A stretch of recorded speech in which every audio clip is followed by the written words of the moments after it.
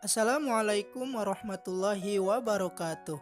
Halo sahabat biologi, di video kali ini kita akan belajar tentang metabolisme yang merupakan materi kedua pada mata pelajaran biologi di kelas 12.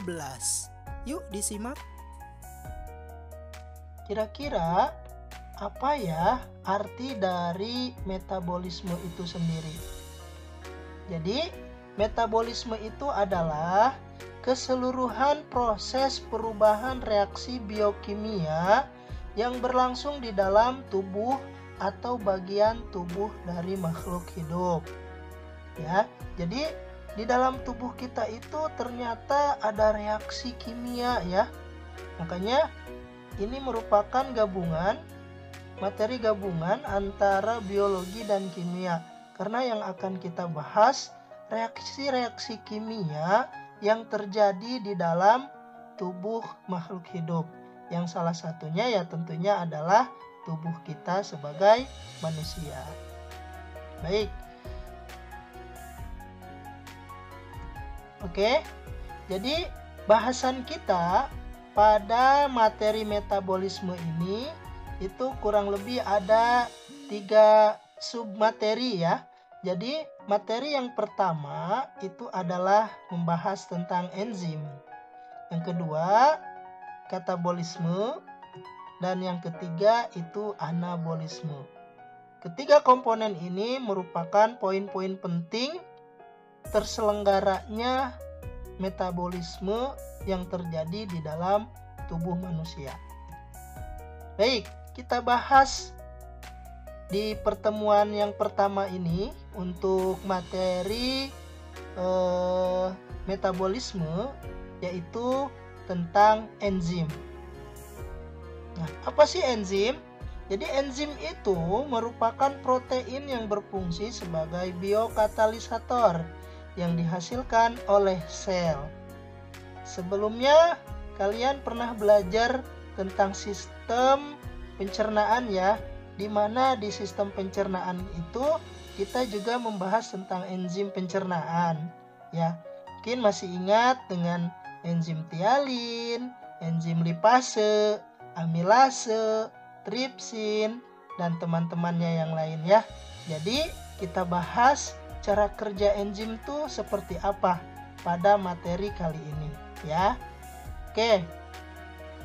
Apa saja sih poin-poin yang akan kita pelajari pada materi enzim kali ini? Yang pertama, komponen enzim. Yang kedua, sifat-sifat enzim. Dan ketiga, mekanisme kerja enzim. Dan yang keempat, faktor-faktor yang mempengaruhi kerja enzim. Nah, pada animasi yang kalian bisa simak, itu ada enzim, ada substrat, dan ada aktif site ataupun sisi aktif. Ini merupakan gambaran dari enzim yang sedang mengkatalis atau mereaksi sebuah substrat. Oke, sebelumnya harus tahu dulu apa itu substrat ya. Jadi substrat itu adalah zat ataupun senyawa yang direaksi oleh enzim tersebut. Itu karena fungsi dari enzim itu sebagai biokatalisator ataupun pereaksi. Apa sih ya maksudnya? Nah, saya kasih contoh waktu kalian kelas 11 ya. Kalian kan pernah belajar ya salah satu fungsi enzim tialin. Enzim tialin adanya di ludah atau di bagian mulut kita. Di mana fungsi dari enzim tialin ini adalah mengubah amilum menjadi glukosa. Nah, enzimnya namanya tialin. Substratnya itu adalah amilum. Ya. Jadi amilum itu disebut sebagai substrat. Jadi zat ataupun senyawa yang direaksi oleh enzim namanya substrat. Nah, kalau contoh yang tadi, yang bertindak sebagai substrat itu adalah amilum. Ya. Jadi amilum dan tialin ini cocok gitu ya. Cocok di mana tialin hanya akan mereaksi amilum dan nanti produknya berupa glukosa. Ya, mudah-mudahan bisa dipahami ya. Jadi konsep dari reaksi yang dilakukan oleh enzim itu sendiri. Oke. Kita bahas yang pertama tentang enzim, yaitu adalah komponen enzim. Ya, berdasarkan komponen penyusunnya, enzim dibedakan menjadi enzim sederhana dan enzim kompleks. Bagaimana ya? Jadi gambaran dari enzim sederhana itu seperti ini. Ya, enzim kan tadi protein. Jadi enzim sederhana itu gugusannya hanya ada protein, ya, yang mana protein tersebut memiliki sisi aktif yang nanti akan mereaksikan substrat. Gitu. Jadi kalau enzim sederhana bagian-bagiannya tidak terlalu banyak. Sedangkan enzim kompleks itu disebut juga sebagai holoenzim. Holoenzim itu terdiri atas apoenzim dan koenzim. Ya, jadi ada bagian apoenzim dan koenzim. Apa sih apoenzim? Nah, apoenzim itu adalah protein. Ya, jadi proteinnya dari enzim tersebut disebut dengan apoenzim. Sedangkan koenzim itu adalah non-protein, ya. Non-protein atau bahasa lainnya adalah gugus prostetik yang terdiri dari kofaktor dan koenzim itu sendiri. Ya, jadi intinya adalah kalau enzim kompleks itu disebut dengan holoenzim yang tersusun ya atas apoenzim dan gugus prostetik. Apoenzim adalah protein, gugus prostetik adalah non-protein. Ya, bisa dari kofaktor ataupun koenzim. Ya, jadi kalau kofaktor itu biasanya adalah bahan-bahan yang terbuat dari senyawa logam. Ya, sedangkan kalau koenzim, ya, koenzim itu adalah tersusun dari senyawa non protein, misalnya adalah vitamin. Baik, bisa dipahami ya, itu adalah komponen-komponen dari enzim. Oke, bahasan kita yang kedua pada materi enzim kali ini yaitu adalah sifat-sifat enzim. Apa saja sih sifat-sifat enzim? Sifat yang pertama dari enzim yaitu adalah dipengaruhi oleh suhu dan pH. Jadi keadaan suhu dan pH pada suatu lingkungan itu akan mempengaruhi kerja enzim. Ya, di slide berikutnya akan kita bahas lebih banyak ya keadaan suhu dan pH untuk kerja enzim seperti apa. Yang kedua, sifat enzim yaitu adalah bekerja secara spesifik atau hanya akan mereaksikan substratnya saja. Bisa dikatakan enzim itu setia terhadap substratnya. Contoh, tadi enzim tialin hanya akan mereaksi amilum menjadi glukosa. Walaupun di mulut kita banyak lemak ataupun protein yang kita makan, itu tidak akan direaksikan oleh tialin. Karena tialin hanya akan mereaksikan amilum saja. Nah, jadi itu merupakan sifat enzim yang bekerja secara spesifik ataupun khusus. Yang ketiga, sifat enzim yaitu adalah bekerja secara bolak-balik. Jadi enzim itu ketika mereaksi sekali suatu substrat, dia akan meninggalkan substratnya kalau sudah menjadi produk, di mana dia akan bisa dipakai lagi untuk reaksi berikutnya. Ya, jadi bekerja secara bolak-balik. Karena sifat enzim pun dia itu sebagai pereaksi tapi tidak bereaksi dengan substratnya. ya. Dia hanya mereaksikan substrat, ya, mengubahnya menjadi sebuah produk, tapi dia tidak ikut-ikutan menjadi produk tersebut. Jadi hanya bekerja sebagai pereaksi saja, sebagai katalisator saja. Yang ketiga, sifat enzim yaitu adalah diperlukan dalam jumlah yang sedikit. Sama halnya seperti hormon, ya. Jadi sekret ataupun getah yang dikeluarkan dalam tubuh kita kan ada enzim dan hormon. Kedua-duanya diperlukan dalam sebuah reaksi kimia, tidak dalam jumlah yang banyak, tapi cukup sedikit saja. Oke. Yang kelima, sifat enzim yaitu dapat bereaksi dengan substrat asam atau basa. Yang keenam, berupa koloid, ya. Koloid itu cairan tapi kental gitu, ya, seperti gel. Yang terakhir yaitu dapat digunakan berulang kali. Ya, ini sama seperti bekerja bolak-balik tadi, ya. Jadi dapat digunakan berulang kali, bukan cuma sekali dalam mereaksikan sebuah substrat, tapi juga bisa berkali-kali mereaksi substratnya sendiri. Oke, ya. Yang ketiga, kita bahas mekanisme kerja enzim, ya. Nah, mekanisme kerja enzim. Jadi, enzim itu dapat menurunkan energi aktivasi, di mana ketika ada reaksi kimia yang terjadi di dalam tubuh, apabila dibantu oleh enzim, maka energi aktivasinya bisa digunakan secara hemat. Gitu, ya. Jadi kalau ada reaksi kimia dibantu enzim, energi aktivasinya itu cenderung bisa lebih rendah bila dibandingkan dengan reaksi kimia yang tidak menggunakan enzim. Jadi cukup efektif apabila ada reaksi kimia di dalam tubuh kita itu dibantu oleh enzim. Nah, luar biasa ya enzimnya. Jadi itulah mekanisme kerja enzim. Ini lanjutannya. Mekanisme kerja enzim itu kerjanya menggunakan teori kunci dan gembok atau lock and key teori. Kayak gimana sih? Nanti kita bahas, ya. Yang kedua, kerja enzim pun ada yang bersifat induced fit theory atau teori ketepatan induksi. Gambarannya seperti ini, ya.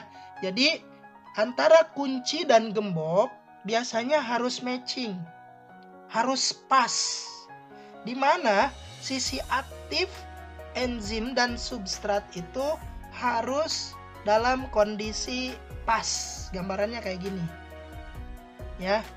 Nah, ini disebut sebagai teori gembok dan kunci. Antara gembok dan kunci itu harus sama, ya.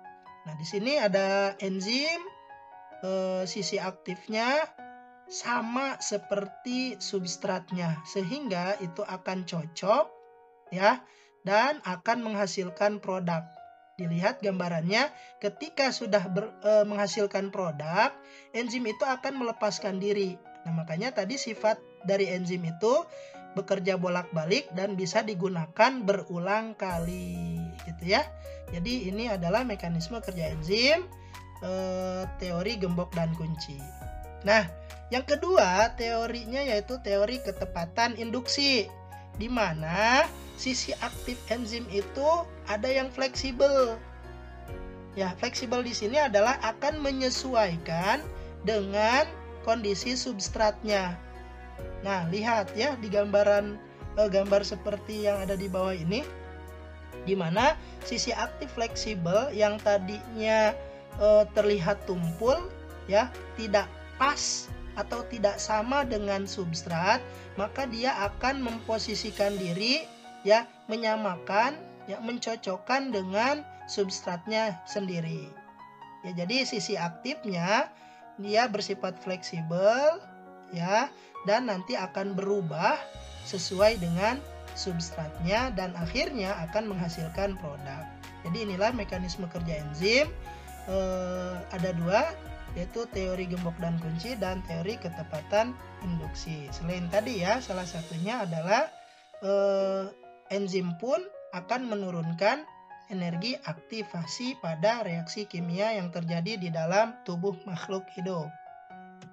Oke, terakhir yaitu adalah faktor-faktor yang mempengaruhi kerja enzim. Apa saja? Yang pertama suhu. Tadi sudah kita bahas bahwa kerja dari enzim itu dipengaruhi oleh suhu ya dan pH. Oke. Jadi suhu itu akan mempengaruhi kerja enzim, di mana enzim itu ada yang bekerja pada suhu optimum. Nah, salah satu contoh ada grafik seperti ini. Ini ada sebuah enzim yang tidak diketahui enzim apa ya, di mana dia akan bekerja optimum pada suhu 40 sampai 50 derajat. Kurang dari 40 dan 50 misalnya dia di angka 0 atau 10, dia itu cenderung turun ya. Jadi jelasnya adalah dia tidak boleh terlalu dingin dan jangan juga terlalu panas. Ya karena kalau enzim itu kalau dia ada di dalam kondisi yang panas, maka dia akan terjadi denaturasi atau rusak. Ya, enzim itu akan rusak kalau suhunya sangat tinggi. Gitu. Maka dia akan bekerja optimum pada suhu yang sedang-sedang saja, gitu ya. Suhu ruangan ataupun suhu tubuh manusia. Gitu ya. Oke. Yang kedua, faktor yang mempengaruhi kerja enzim adalah konsentrasi enzimnya sendiri. Di mana ketika konsentrasinya cukup, maka substrat yang terikat pun itu akan konstan. Jadi kecepatan reaksinya pun akan konstan kalau konsentrasi enzimnya cukup. Gitu. Yang ketiga, konsentrasi substratnya juga akan mempengaruhi kerja enzim. Sama seperti tadi ya, di mana sisi aktif enzim yang bekerja pun gitu akan konstan kalau konsentrasi substratnya pun juga cukup gitu ya. Jadi antara konsentrasi enzim dan konsentrasi substrat itu harus seimbang begitu ya. Untuk yang keempat, faktor-faktor yang mempengaruhi kerja enzim ya pH tadi ya. Jadi beberapa enzim memiliki pH optimum yang berbeda. Nah, salah satu contoh ada grafik di mana enzim pepsin dan amilase pH optimumnya berbeda. Bisa dilihat ya semuanya. Misalnya pepsin itu akan bekerja optimum pada pH 2, pH asam ya. Sedangkan kalau amilase akan bekerja optimum pada pH antara 6 ataupun 7 ya, ataupun pH-nya netral. Begitu. Jadi setiap enzim memiliki kerja optimum ya, pH optimum yang berbeda-beda begitu ya. Intinya pH itu akan mempengaruhi kerja enzim. Oke. Selanjutnya yang kelima yang mempengaruhi kerja enzim itu adalah aktivitor. Ya. Apa sih aktivitor? Jadi aktivitor itu adalah senyawa ataupun zat yang dapat mempercepat jalannya reaksi si enzim itu sendiri. Jadi itu aktivitor, senyawa atau zat yang dapat mempercepat jalannya reaksi. Misalnya ya ada kalsium gitu ya, ada magnesium, ada klor, itu adalah merupakan aktivitor ya, ataupun zat ataupun senyawa, mohon maaf ya, yang dapat mempercepat jalannya reaksi kimia ya yang terjadi ataupun yang dilakukan oleh enzim gitu.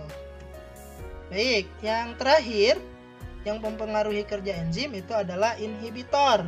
Kebalikan dari aktivitor. Inhibitor ini adalah penghambat jalannya reaksi kimia yang dilakukan oleh enzim. Ya. Jadi inhibitor ini dapat menghambat. Itu apa saja? Misalnya ada karbon monoksida ya, kemudian arsen, Kemudian sianida itu adalah inhibitor ataupun penghambat reaksi yang dilakukan oleh enzim ya, atau reaksi kimia yang dibantu oleh enzim. Jadi dalam artian racun ya, karena yang saya sebutkan tadi merupakan racun bagi tubuh kita seperti tadi karbon monoksida, arsen, sianida, itu dapat menghambat kerja ataupun reaksi dari enzim itu sendiri. Cukup sekian pembahasan kita di video kali ini. Mudah-mudahan bermanfaat. Jika suka dengan videonya, jangan lupa klik like and subscribe ya. Terima kasih. Wassalamualaikum warahmatullahi wabarakatuh.